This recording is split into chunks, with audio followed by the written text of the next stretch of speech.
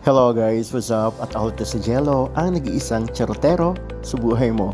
And this morning nga guys, nandito ako sa may Camellia Car Zone. At syempre, andito ako sa loob ng sasakyan ng kapatid ko. And kung mapapansin nyo nga guys, sobrang tahimik dito at wala namang kataong tao. Kaya nga ayaw ko dito minsan kasi alam mo yung parang nasa ghost town ka lang. Ayun no? At ito nga guys, kinukunan ko nga ng video yung papaya ng aming kapitbahay. Kasi ba naman, hinugnat, manilaw-nilaw na yung papaya, hindi pa rin nila kinukuha. Sabi ko nga kung okay lang ako, susungkitin ko talaga yan kung hindi lang talaga ako pilay. At ito nga guys, ay pauwi na nga ako ng Taguig City kasi naman yung pagpunta ko dito sa may Camellia Car Zone ay biglaan nga lang. At nagulat nga rin ako pagdating ng kapatid ko sa may warehouse. Sabi niya gumayak daw ako at pupunta nga daw kami dito. Ayun no, wala man na akong ka-idea. Pero syempre, nag-enjoy na lang din ako at sabi nga ng ate ko parang daw hindi ako maboring.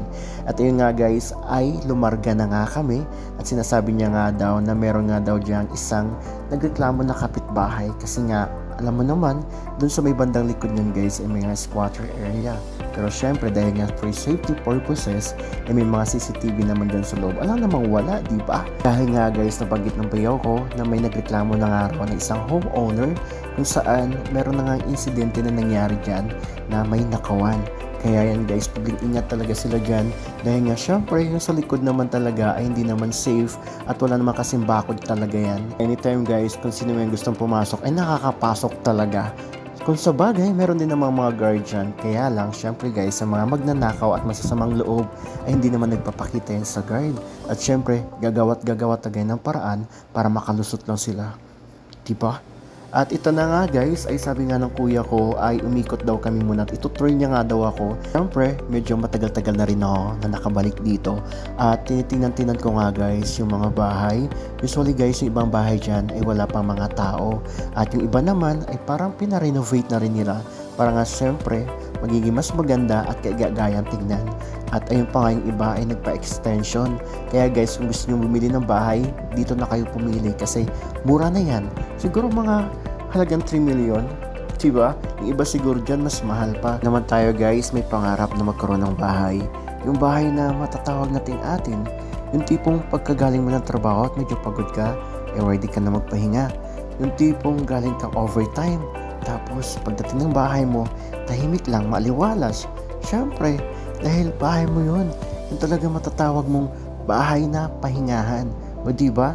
Makaka-relax ka at syempre makapag-isip-isip ka ng mga bagay-bagay na makakatulong naman sa'yo sa paglago ng iyong sarili at syempre ng pamilya mo.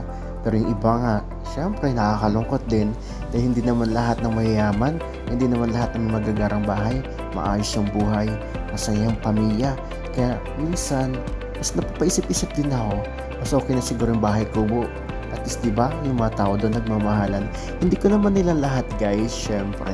Kasi nga diba, kapag medyo okay yung bahay, minsan nakakalimutan na magkaroon ng bonding ng bawat isa. Nagiging busy na sa mga trabaho. At higit sa lahat, minsan hindi nagkakaroon ng pagkakaunawaan. Minsan magulo. Minsan natulingan pa ang bungalow pero sabi nga, ang nakatira naman ay kwago. Part na to guys, biglang huminto na nga kami. Kasi nga, naalala ng kapatid ko na naiwan nga ng bayaw ko yung kanyang salamin. At kapag medyo mahaba-haba nga daw ang biyahe, ay nagre-reklamo tong bayaw ko na masakit nga raw yung mata. Kaya ayan, nag-U-turn po ulit kami at bumalik kami sa loob. At kung makikita nyo nga guys, napakaraming magagandang bahay pa rin dyan. At yung kadalasan niya binabanggit ko, yung iba naman ay walang katao-tao. Pero yung iba, ayan, diba? Bongga na yung kanilang bahay. At syempre, kapag guys, maganda yung mga bahay, ay konti lang yung tao. Naisip ko nga, paano kaya kung may emergency? May tutulong kaya sa'yo dito? Diba? Paano kaya kung biglaan na lang may magnanakaw at magsisigaw ka? May bigla kayong tutulong sa'yo? Siguro, meron naman yung guardian duty, pero napakalayo pa nun. Kasi mapapansin nyo guys, andun pa siya sa may exit area, diba?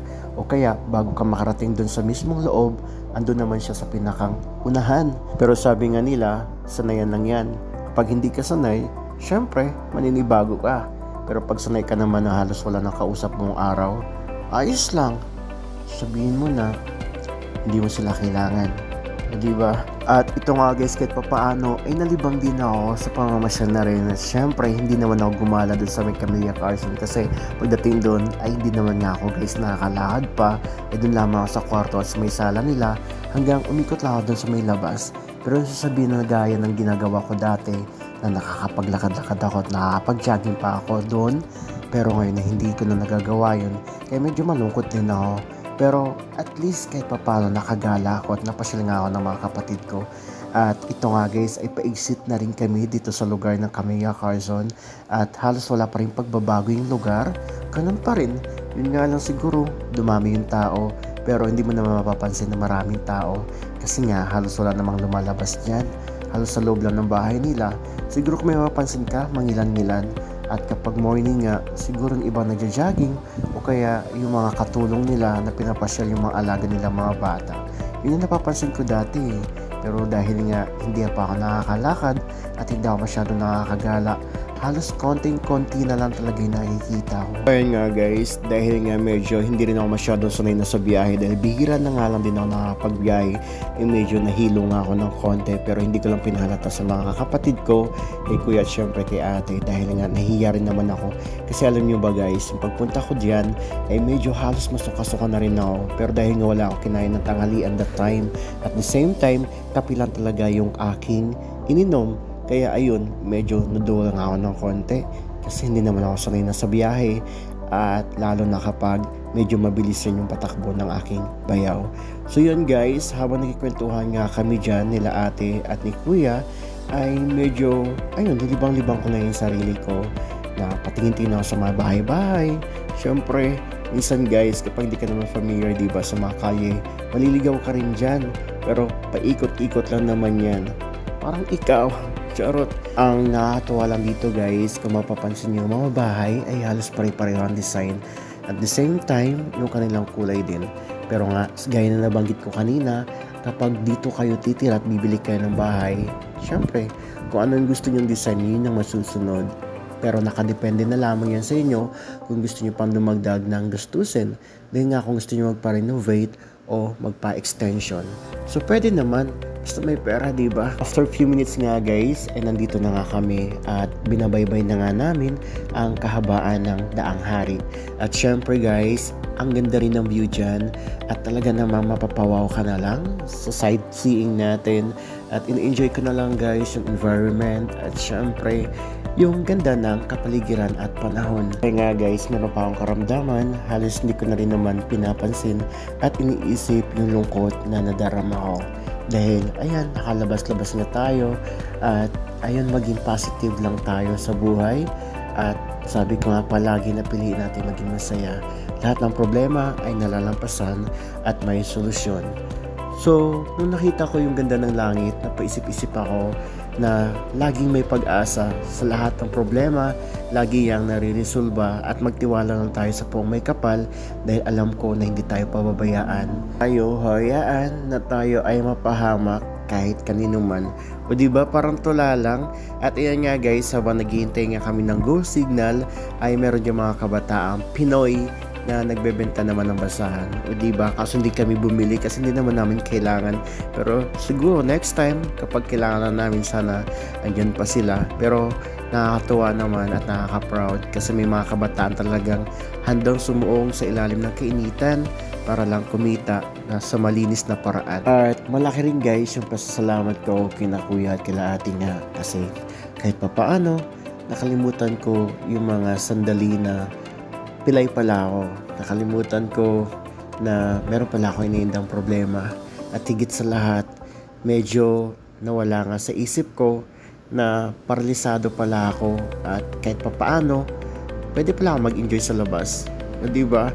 Kaya nga guys, talagang minsan dapat kapag meron tayong mga karamdaman, palagi lang nating isipin na lahat talaga ay mayroong solusyon. At matatapos din yan. Siguro hindi pa sa ngayon, pero pasaan ba at matatapos at makakalakad din ako. At kapag nakalakad na talaga ako guys, panigurado mas malayo pa dito yung mararating ko at mas magiging maingat na ako. Dahil syempre, mahal natin yung buhay natin. At higit sa lahat, maraming nagmamahal sa atin. Kung nanonood ng video ko, kung may karamdaman ka man na nararanasan ngayon o di kaya halos negative na tumatakbo sa isipan mo, dapat lagi ka lang magdasal at syempre magtiwala dahil mahal ka ng Diyos. Hanggang dito na lang guys, and thank you for watching. Bye-bye!